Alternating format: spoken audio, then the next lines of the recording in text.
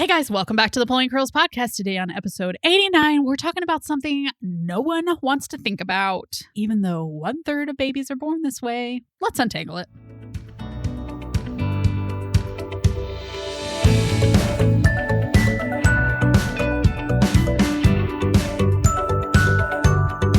Welcome to the Pulling Curls podcast. I'm Hillary, your curly-headed host on the podcast where we untangle everything from pregnancy, parenting, and home routines.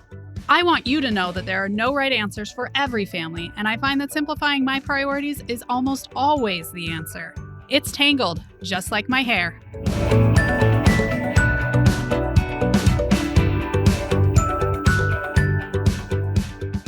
Okay, guys, before we get into the podcast, just a reminder to subscribe. There are so many good podcasts out there. I don't want you to just lose this one in the mix. So just subscribe so you can find out about every single episode. Okay, guys, today's guest, I actually know her from church. I was her youth leader when I was just not much older than her. That's how funny youth leader things are. But anyway, that's how I know her. But she is the Lindsay List on Instagram, and she has had several C-sections. She has 4 little girls, and we actually, I know this podcast is going on later, but we had to postpone this interview because of all the blackouts in Texas. So I'm excited to have her on. I want to welcome my friend, Lindsay Himmer. Do you feel prepared for your delivery? In just 3 short hours, you can be prepared for the confident, collaborative delivery you want. You'll know what to expect and how to talk with your healthcare team, and there are no boring lessons in this class. I'll use humor, stories from my 20 years in the delivery room to engage both of you. I love how Alyssa told me that she found herself laughing at things that used to sound scary. Most of all, you guys are going to be on the same page from bump to bassinet. Join the online prenatal class for couples today. You can save 15% with coupon code UNTANGLED. You can find the link in the show notes. Hey, Lindsay, welcome to the Pulling Curls podcast. Hi. Yay. Okay, so Lindsay, you've had how many C-sections? 4. 4. Okay. And was your first C-section planned or not planned? It was very much not planned. Yeah, as most are. Yeah. Yeah. And then was number 2 a planned C-section, or were you hoping to be back? It was hoping to be back, but knowing that probably wasn't going to happen because I was not a super great candidate for it. Yeah. Why did your first C-section happen, basically?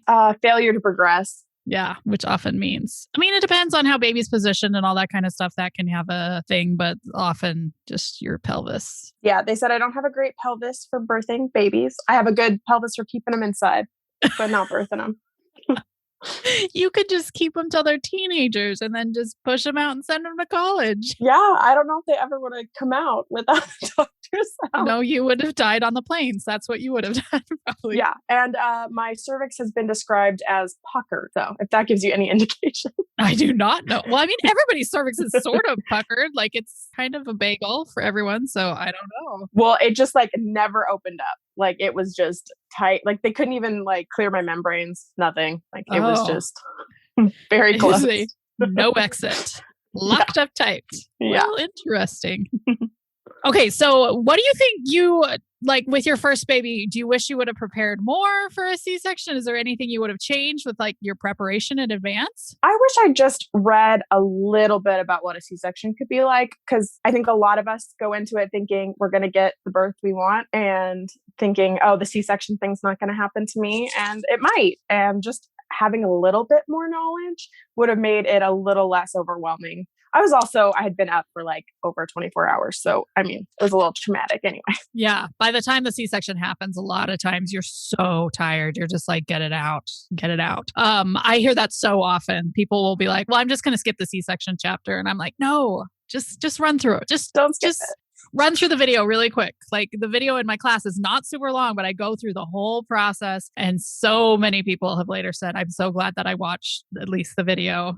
Some people want to deep dive. I have a lot of information about C-sections. I don't think you need to deep dive because no, unless you're going to have a C-section, a lot of women already know. Yeah. That they're going to have one, but that's good to know. I think that can help a lot of moms. So what did you do on your other ones to kind of prepare you for surgery on the other babes? I just did some research. And with the first one, after I'd had the C-section, I was on my phone and on my computer Googling a lot of is this normal? This da-da-da. I had really bad shaking with my first one, and I found out it was from the epidural and just kind of the numbing. And it was very alarming going through it. I wish I'd known it was normal because then I probably wouldn't have freaked out as bad, but I couldn't stop myself from shaking. And it was very just alarming and kind of traumatic. Yeah. Some people get that with just the epidural. They get it more with the C-section. But a lot of people, it's just very normal. And the worst thing is you try and stop it and it just makes it worse. So you're just like, just relax into the shaking. It's fun. They're like, it's normal. And I thought they meant it's normal. Like you're nervous, you're shaking. And I'm like, this is not normal for me. Right. You kind of feel like you're having a seizure because it's a lot. Yeah. Yeah. But it is normal.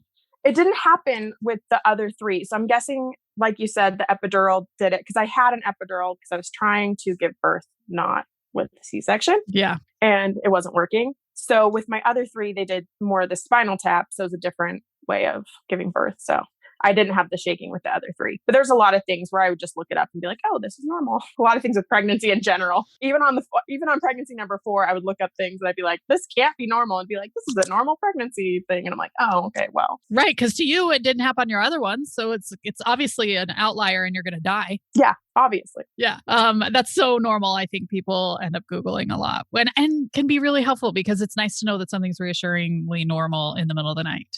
Yeah, it was very comforting. And I mean, you can ask the nurses and stuff too, but sometimes just a quick Google search is all you need to just be like, okay.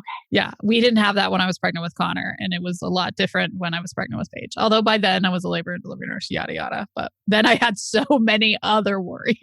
Yeah. Okay. What do you recommend moms put in their C-section bag? Because I do think it's a little bit different than your regular planning on a vaginal delivery bag. What do you recommend C-section moms bring, especially if people are planning on a C-section? Yeah. So the first thing is I did not like any sort of tight clothing at all. I did not like wearing pants at all. So loose, flowy dresses. A lot of times I just wore the hospital gowns. But so basically for me, I just needed a nursing bra, something very, very comfortable and something very flow. Like house dresses are golden after a C-section. A lot of times they have the buttons or the zipper. Yeah, probably when you go home too, right? Yeah, that's like all I lived in for weeks after giving birth. So those are my biggest ones. Basically, I always tell people, because I've been asked this a lot, I always tell people to plan for your comfort. They're going to have everything you need there. Like even like binders, I always got them to just give me like a stomach binder for walking around and stuff. And I definitely recommend using those. Oh no, we charge for those at my hospital. Oh, do you? Well, at that point, I'd already had enough. Like I'd already met my deductible. It didn't really matter what they charged me for. Charge me for anything. Oh no, they don't charge your insurance. They charge you. Oh, you. Really? We expect cash at the bedside if people want to bind. That's never happened to me before. How weird is that? I guess it depends on the I think hospital. It's super weird. Yep. But yeah, so basically I always planned for, like, you're going to be in the hospital longer. I kind of tried to trick myself into thinking it was like a hotel getaway, and the worst hotel you've ever been in. And people were making me meals and I didn't have to take care of my other kids. And I know you probably are going to say that I'm guessing this is one of the things you tell people not to do, but I always brought my own pillow and I have no regrets.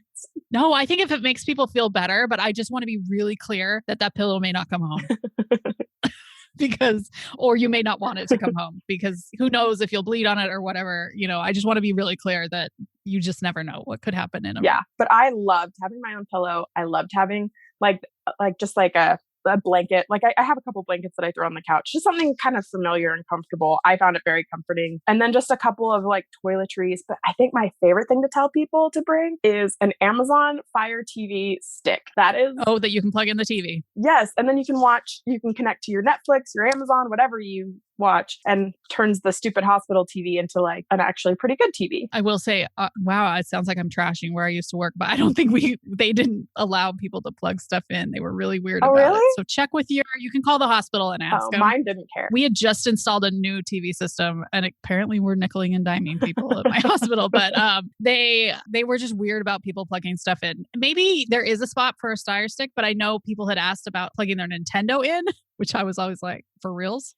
You think you're gonna have time for Nintendo? But they were like, no. So I don't know. We didn't call the hospital. We just did it. Yeah. No, I think that's totally fine. But there were not spots when I would look for people. So you can always call the hospital. Like if there's something you want to bring along those lines, definitely call the hospital, especially during COVID. People are trying to bend over backwards to try and accommodate you because we know we can't do tours. So yeah, call them and they can answer those kind of things. Yeah. That was a nice thing to have though. Yeah. So you would wear the hospital gown for like a while and then you'd switch to your own gown? Yeah, it kind of depended. For some hospital stays, I never took off the hospital gown. I just figured get your clothes dirty and gross and I'll wear my own clothes. And then sometimes the hospital gowns weren't as comfortable. They were harder to nurse in and more kind of fidgety. So then sometimes I just wear my own stuff. I had a couple of like house gowns. So I just kind of cycle through those. Yeah, I think that's really important to put it in your bag, but don't feel like you have to wear it because I agree. I always tell people not to wear anything that they're planning to take home at least for the first 12 to 24 hours because again, you aren't going to want to wash what could come out. Oh yeah. Like they're always having to change the sheets and stuff. So, yeah. And that's our job. Like we're used to that. And like you said, every gown kind of fits differently. I will say that when I go to pull out a gown, they feel very different. Sometimes I'm like, oh, not you, because we're using harsh cleaning chemicals because of what we're doing. And so sometimes, if a gown's not fitting, people can always ask for another one or bring your own from home. And when you're done, like really bleeding, I think that's a great time to put it on. And Amazon has some really good ones. They're really kicking up their game for like $25. Oh, that's awesome. Because they can be a decent looking gown. Yeah. Some of them on Etsy where they're like $150. I'm like, I don't need a $150 dress to bleed on. Yeah. And I don't think that buying the like hospital gown, fancy dress is worth it. If it makes you feel good, go for it. But I think the house dresses where you can wear them outside of just being in a hospital, much better investment. Oh, that's such a good idea too, because I think you can enjoy those when friends come to visit more than all those kind of things. Okay, anything else? You feel more put together. Yeah, and you're probably going to want some pictures either way. Yeah, so it would be fun to have something that you feel confident-ish in. You got to feel more confident than that blue hospital gown either way. Yeah, totally. Okay, anything else people should pop in their bags? For mom, no, but for baby, I could talk about that if that's... Yeah, sure. So for babies, I love bringing my own blankets for them too, just because you can't really see what they're wearing. So again, I let them just wear the hospital stuff. Okay. Mm-hmm. That's fine. But I liked putting my own blankets on them. And I usually had really soft, stretchy ones and the nurses all loved them too. And then either hats or headbands could be okay if you want to take like some pictures and stuff. But yeah, it was really pointless trying to dress them in little clothes that typically don't fit them yet and they don't love it. And then they're covered up with the blanket anyways. So for babies, my only thing for them was like cute blankets and cute hats. Yeah, I think that's a great idea because a lot of times the nurse comes in, we have to completely undress them. And then I'm kind of like, okay, you put your own clothes back on that baby because I have no idea where the snaps go, but I like that about the blanket, especially because if you're planning on having a C-section, you're going to be there longer. Yeah. Whereas if you're just having a vaginal delivery, you're only there 24 to 48 hours. But if you're having a C-section, you've got 3 days ahead of you. So you kind of want some more, you want to be more excited about that baby and all those kind of things. And the nurses, we love it when there's like exciting things in the room. Just something to take us out of our monotony. Yeah. Oh, I forgot one of the most important things. A nursing pillow. Definitely bring like a Boppy. Pillow. Yes. I like the Boppy nursing pillow. It has it's sort of like the hybrid between like the My Breast Friend and a regular Boppy. It kind of is their version of that. But I know a lot of people love the My Breast Friend and then the Boppy. Find whatever feels comfortable for you. But when you have that C-section, you do not want to be putting a lot of weight on your stomach or things pushing against your stomach, and having somewhere to kind of lay the baby down and nurse them is huge. Makes it a lot more comfortable. I totally agree because we end up using 5 pillows to try and prop the baby up on your belly. And then the baby kind of sinks into those pillows and you're like, oh, so sorry about that. And then we reprop them back up. But I agree. But again, just be aware. I would just keep the Boppy out of your bed when you're not breastfeeding. That's usually what I tell my patients, just in case you bleed or the baby spits up, then you're not having to clean up the Boppy. Yeah. Because it's not the funnest thing to wash. It's not the hardest. Yeah. It's not the funnest. Most of those come with washable covers. Can you guys tell I put laundry at a high? Yeah, the one that I recommend, the Boppy actual nursing pillow, you can wash the entire thing, which was nice. You just throw the whole thing in the washer. It has a little kind of stiff insert, which is really nice when they're really little because then they don't sink into the pillow as much. That you take out, but the rest, you throw the entire pillow in. Oh, that's nice because then if they spit up, then whatever got into the Boppy. Yeah, exactly. You're clear. Yeah. Oh, that's handy. Yeah, I would recommend that if you're planning a C-section. Yeah. And the football hold. Look up and learn how to do the football hold. It really took me until my 4th baby to figure out that one. And it just made a huge difference once I figured that out. Lindsay, you should have another one now that you're so prepared. I know, right? Tell my husband. He got the snip, so I don't think it's going to happen, but you never know. You never know. If God wants it bad enough. Oh, don't say that I'm to just me. teasing. That's not funny. If God wants me to have another baby right now, he's going to need to give Drew a new wife. All right. So this was awesome. Any other tips for moms for C-sections? Any like mind frame for the pain or the recovery or those types of things? Oh, yeah. Take the pain meds on time. Schedule it on your phone if you have to. In the hospital, advocate for yourself to get them like as soon as possible. I watched that thing on the wall. I probably looked like a druggie. I always told them I was a 7 to make sure I could get the pain meds because once it starts to wear off, it takes a long time to get feeling normal again. And I made that mistake with some of my earlier babies.